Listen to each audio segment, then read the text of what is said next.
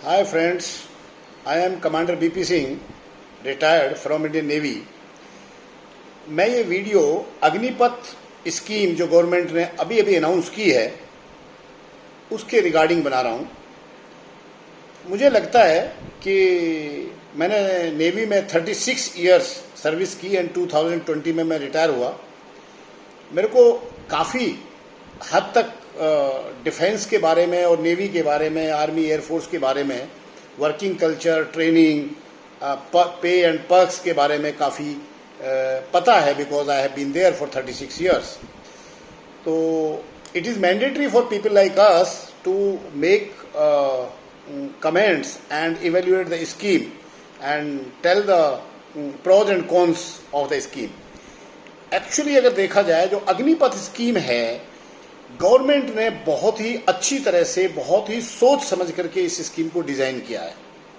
ये समझ नहीं आता कि इस देश में अगर कोई भी गवर्नमेंट कोई भी स्कीम या कोई भी संशोधन किसी भी चीज़ में लेकर के आती है तो बहुत सारे लोग उसके प्रोटेस्ट में, उसके विरोध में कूद पड़ते हैं और उनको ये भी पता नहीं होता कि इस स्कीम के इम्प्लीमेंट होने के बाद में क्या इसकी अच्छाइयाँ होंगी और क्या बुराइयाँ होंगी। बिना सोचे समझे बहुत ही शॉर्ट स्पेन ऑफ टाइम में रिएक्शन दे देते हैं और प्रोटेस्ट करने के लिए उतर जाते हैं। अगर आप देखें तो सारी की सारी जितनी भी आज तक स्कीम्स आई हैं, सारी स्कीम्स को विरोध का सामना झेलना पड़ा है। चाहे वो 91 में नरसिम्हा राव की लिबरलाइजेशन स्कीम हो, और चाहे अभी हमने किसानों के हितों के 4 कानून जो आए थे उनको देख लीजिए आप, और चाहे अभी अग्निपथ को देख लीजिए। अग्निपथ स्कीम क्यों अच्छी है वो मैं आपको बताता हूँ। सबसे पहले, इस देश के अंदर बेरोजगारी इतनी हद तक है कि इंडिविजुअल बीटेक कर लेता है, बट बाहर जब वो जॉब के लिए जाता है तो उसको जॉब 10, 12, 15 हज़ार की मिलती है। जॉब नहीं मिल पाती उसकी क्वालिफिकेशन के हिसाब से, क्योंकि उतना जितना एब्जॉर्ब करना चाहिए बिजनेस में या एम्प्लॉयमेंट जनरेशन जितनी होनी चाहिए उतनी नहीं हुई। इसीलिए गवर्नमेंट ने ये स्कीम लेकर आई है कि at least the people who will be recruited in this scheme, they will go to the finest organisation, that is defence services. Army, navy and air force में जाके उनको ट्रेनिंग मिलेगी। ट्रेनिंग मिलने के बाद में 4 साल के बाद में जब वो लोग निकल के बाहर आएंगे तो उसके अंदर से 25%, 25% बहुत बड़ी तादाद है, 25% तो एब्जॉर्ब हो जाएंगे, फर्दर परमानेंट सर्विस के लिए एंगेज हो जाएंगे, जो एज रेगुलर सर्विस के लिए।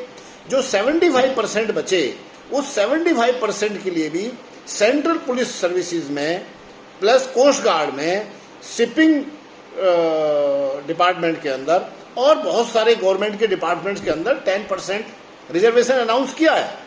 उस 10% के अंदर बहुत सारे अग्निवीर एब्जॉर्ब हो जाएंगे, बिकॉज अपने जो काउंटर पार्ट सिविलियन इनके बाहर रह जाएंगे, उनसे कहीं ज़्यादा कॉन्फिडेंट, कहीं ज़्यादा स्किल्ड, कहीं ज़्यादा क्वालिफाइड ये बच्चे होंगे। नंबर 1। नंबर 2, आप ये देखिए कि जो आपको पे दी जा रही है दैट इज़ 21,000, और ये पे आपकी 28,000 तक, 30-40,000 तक भी जाएगी। Plus at the time of retirement 4 साल के बाद में आपको 12 से 25 लाख, 20 लाख रुपए तक जो मिलेंगे सेवानिधि के तौर पे। वो पैसा अगर किसी को बिजनेस करना है बिजनेस में लगा सकता है, अगर किसी को और कोई रिक्वायरमेंट है वो पूरी कर सकता है, और जॉब तो इनको मिलनी ही मिलनी है, बिकॉज ये लोग 4 साल रिगरस ट्रेनिंग करके बड़ा अच्छा एक्सपोजर डिफेंस के अंदर लेकर के ये सिविल लाइफ में आएंगे। पहली रीजन कि एम्प्लॉयमेंट जनरेशन है। दूसरा रीजन है कि इनकी ट्रेनिंग, इनकी upgradation of the skill and इनके अंदर प्राइड एंड कॉन्फिडेंस बहुत कूट के भरा जाएगा इवन 4 साल के अंदर। तीसरी चीज़ है कि जो कंपैरिजन अगर आप करें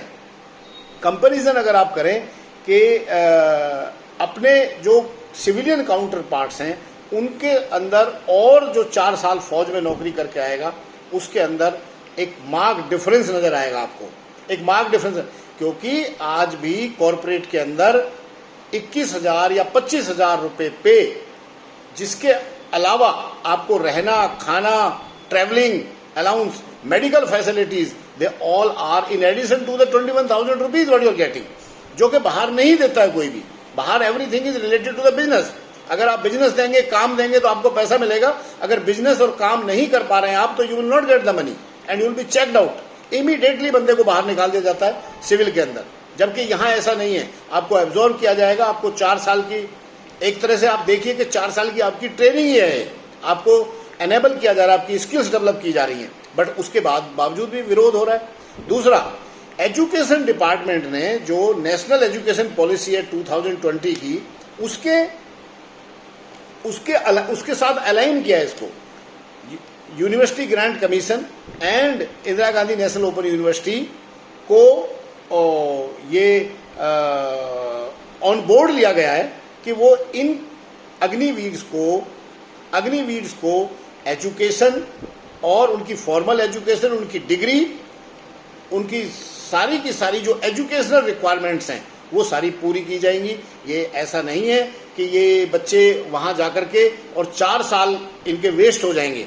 ये 4 साल में they will get the certificate of their educational qualification also, and this educational qualification certificate will help them to get a job, better job, and to become a better citizen outside the defense. So there is nothing wrong in this scheme. You can imagine कि सारे citizens, एक time ऐसा था कि इस country में बहुत सारे लोग बात करते थे कि सभी को फौज में 5 साल मैंडेटरी होना चाहिए काम करना. सभी फौज में जाएं, 5 साल नौकरी करें, डिसिप्लिन्ड हों, स्किल लें, फौज के तौर तरीकों को सीखें. उससे they will make them better citizens and they will be more discipline. ये चर्चा इस देश में बहुत दिन से चालू थी. बहुत दिन से ये डिमांड उठ रही थी. ये बहुत दिन से इस चीज़ के बारे में बातें की जा रही थी कि फौज के अंदर ट्रेनिंग दी जाए, जिससे हमारे यूथ बाहर आएंगे, वो ज़्यादा एबल, ज़्यादा स्किल्ड, ज़्यादा कॉन्फिडेंट होंगे, ज़्यादा प्राइड उनके अंदर होगा, क्योंकि वो अपनी मातृभूमि के लिए, अपनी फौज के लिए 4 साल 5 साल लगा करके आए. तो वो एक अलग लेवल का कॉन्फिडेंस उनको मिलेगा. वो बातें हो रही थी, बट इसके बीच में ये स्कीम आई, और स्कीम आने के बाद में बहुत सारे लोगों को ये भ्रांतियां हुई और बहुत सारे लोग इसके अंदर विरोध के अंदर कूद पड़े. विरोध भी इस तरह का कि जहाँ पे पब्लिक प्रॉपर्टी को, देश की संपत्ति को नुकसान किया गया है, बहुत सारा नुकसान किया गया है, बहुत सारे राज्यों में फैलाया गया है, हिंसात्मक प्रदर्शन हुए हैं, जो कि बिल्कुल भी उसको कहीं से भी एंडोर्स नहीं किया जा सकता. उसको, उसके खिलाफ जितनी भी उसकी निंदा की जाए कम है. This is not the way to put your point. This is not the way. Youth particularly जो 17 से 21 साल के बच्चे हैं, अभी तो 23 साल गवर्नमेंट ने बोल दिया कि 23 साल तक के फर्स्ट बैच में जाएंगे. ये it is not at all recommended कि इस तरह की हरकतें, इस तरह की पब्लिक प्रॉपर्टी को नुकसान बच्चे करें. This is not at all. So if you see in the totality, there is nothing wrong with the scheme. Scheme is excellent. Scheme के अंदर जितना भी इसकी की जाए, अगर इसकी आप अप्रिशिएट करें स्कीम को, this is very good. Scheme is very good. Scheme के अंदर कोई वो नहीं है. So I would wish that people will take it in the right spirit and the scheme will do well.